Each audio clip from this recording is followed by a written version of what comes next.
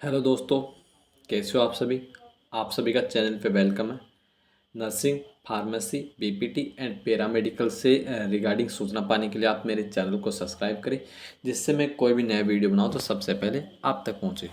जैसा कि दोस्तों आप अभी स्क्रीन पे देख पा रहे हो, हम इस वीडियो में किस टॉपिक पर चर्चा करने वाले हैं। इस वीडियो में हम बात करेंगे जो आपकी काउंसलिंग है वो 16 जून के बोल रहे हैं कि 16 जून को आपकी काउंसलिंग स्टार्ट होने वाली। तो देखो, कुछ डॉक्यूमेंट ऐसे वो आपको अभी बना लेने चाहिए, क्योंकि बाद में उस टाइम पे आपको इतना टाइम नहीं दिया जाता कि आपको वो डॉक्यूमेंट बन सके। तो मैं उन डॉक्यूमेंटों के बारे में स्पेशली बताऊंगा जो आपको अभी बना लेनी चाहिए। खैर, हर टॉपिक के बारे में हम बात करने वाले, पर उन टॉपिकों के बारे में, उन डॉक्यूमेंटों के बारे में मोस्टली बात करेंगे जिनको आपको अभी बना लेना चाहिए।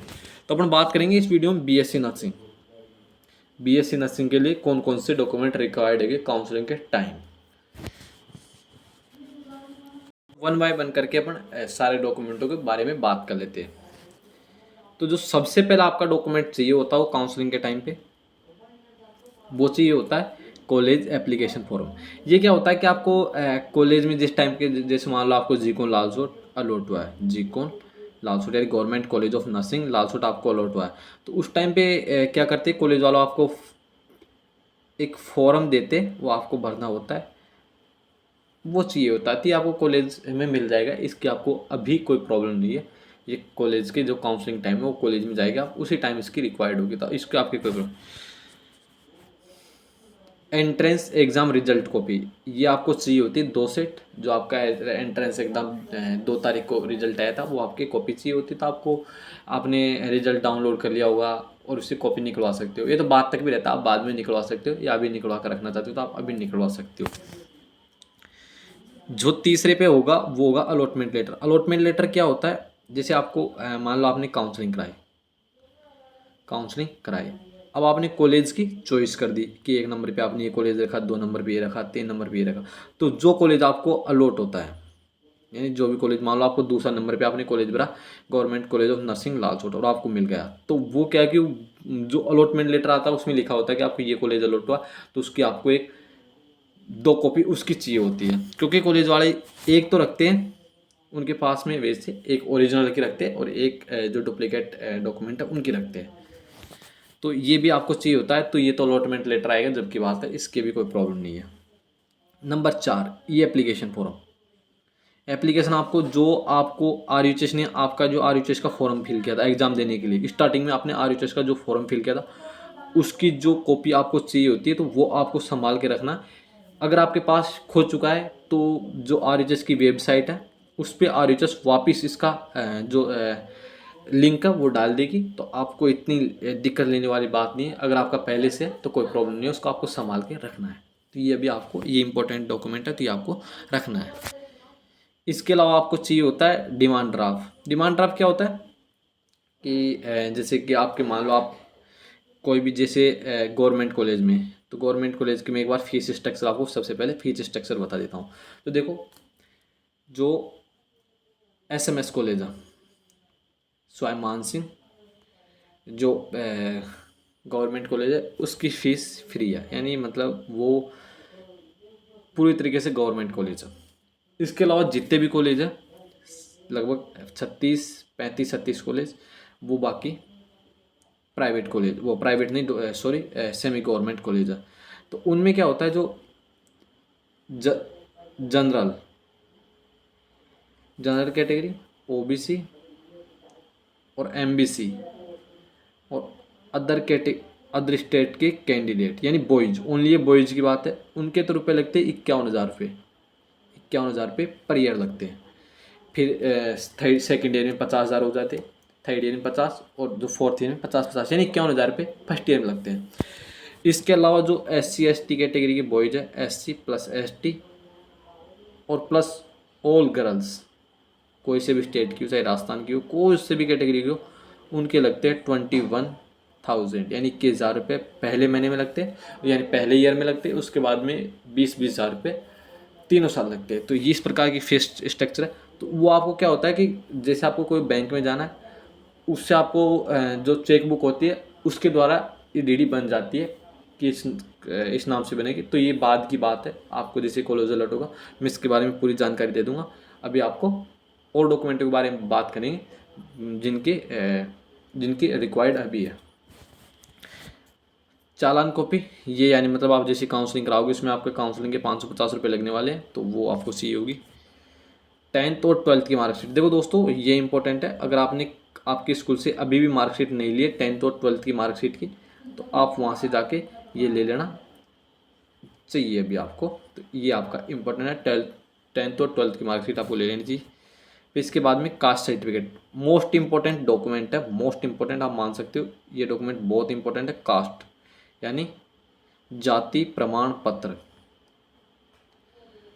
अब इस पे बात करते हैं अपन। देखो दोस्तों एसटी कैटेगरी का अगर कोई बॉयज है तो उनका अगर 6 मंथ से पुराना हो गया, एक आध साल से ज़्यादा है, तो आप नया बनवा लीजिए मेरे अनुसार। तो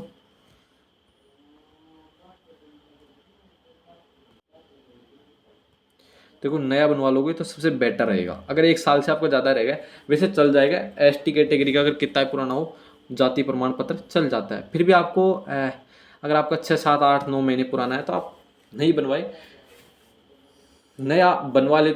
अगर 1 साल से ज़्यादा है तो नया बनवा ले तो अच्छी बात है, वैसे आपका चल जाएगा, कोई प्रॉब्लम नहीं है। इसके अलावा बात करते हैं, देखो दोस्तों और जितनी भी category OBC candidate, general, MBC, जितने भी कैटेगरी के स्टूडेंट है एसटी के अलावा, उनको देखो 6 मंथ से पुराना नहीं होना चाहिए। जाति प्रमाण पत्र आपका 6 मंथ से पुराना नहीं होना चाहिए, ये भी ध्यान रख लेना।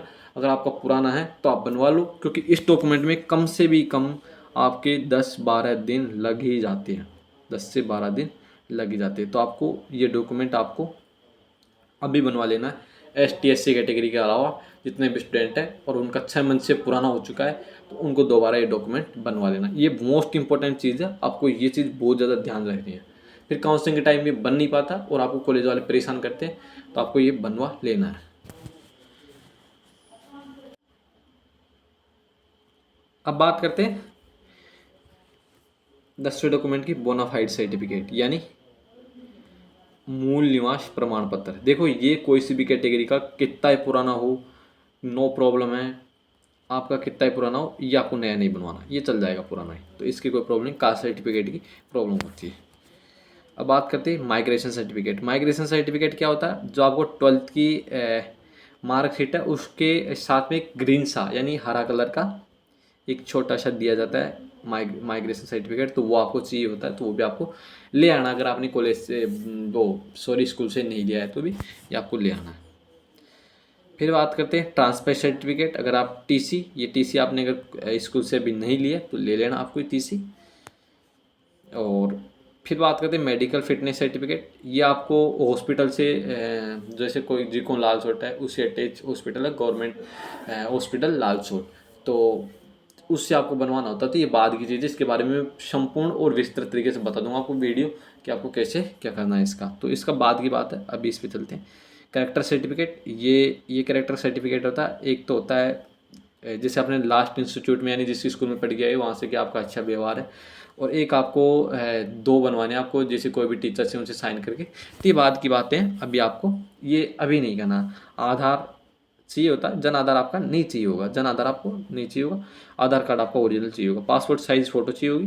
तो ये फिजिकल हैंडीकेप सर्टिफिकेट अगर किसी का है तो वो चाहिए होगा, फिजिकल हैंडीकेप्ट अगर कोई स्टूडेंट है तो। और इसके अलावा एंटी रैंकिंग ये चाहिए होता है, और separately from student and parents. ये इसके क्या होता है कि जैसे कि मान लो नए स्टूडेंट आते हैं तो सीनियर उनकी रैगिंग करते हैं तो उनके लिए एक स्टाम्प चाहिए होता है। बाद की बातें इनके बारे में अच्छे से बता दूंगा क्या करना है इनके बारे में। और इसके लिए पेरेंट्स और दोनों के चाहिए होते, तो ये आपको मैं बाद में बता दूंगा इसके बारे में। गैप सर्टिफिकेट, अगर किसी स्टूडेंट के अगर मान लो 1 साल का गैप है, उसने 1 साल कुछ नहीं किया तो उसके लिए ये चाहिए होता है गैप सर्टिफिकेट। इसके बारे में अपन बाद से विस्तृत से बात कर लेंगे। सेल्फ डिक्लेरेशन सर्टिफिकेट, इसमें क्या होता है कि जो अपने डॉक्यूमेंट है वो सारे सही है कि नहीं है वो लिखा होता है। ये भी आप कॉलेज मिलेगी उस टाइम पे बनवाना, आपको भी नहीं बनवाना। इनडिसिप्लिन सर्टिफिकेट ये भी बनवाना होता है। बॉन्ड सर्टिफिकेट यानी ये होता है कि अगर आप 4 साल का कोर्स है और अगर उससे आप बीच में छोड़ते हो तो आपको 50,000 रुपये जमा करवाने होते हैं, तो ये भी आपको बनवाना होता है। और ये डॉक्यूमेंट फाइल ये चाहिए होता है। तो मैंने फ़ीस के बारे में बता दिया, एक बार फ़ीस के देख लो।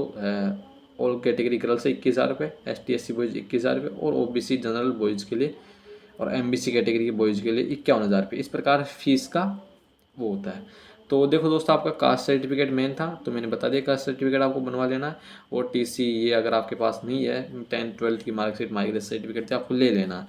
अगर फिर भी कुछ दिक्कत आपको डॉक्यूमेंट से रिलेटेड या कट ऑफ से रिलेटेड या कोई भी आपकी अगर दिक्कत है, तो आप कमेंट में लिख सकते हो, मैं वहाँ पे जवाब दे दूँगा। अगर आपकी फिर भी प्रॉब्लम सॉल्व नहीं हो रही है, तो मैंने डिस्क्रिप्शन में मेरी इंस्टा ID डाल रखी है, वहाँ पे जाके आप मैसेज कर सकते हो, मैं आपका टाइम के अनुसार आपका रिप्लाई दे दूंगा। तो देखो दोस्तों, इतनी मेहनत से वीडियो बनाया, तो आप वीडियो को लाइक नहीं करते और शेयर तो करना ही आपको, जिससे और भी स्टूडेंटों की हेल्प हो सके। और प्लीज़ चैनल को सब्सक्राइब करना ना भूले। आज के लिए इतना ही।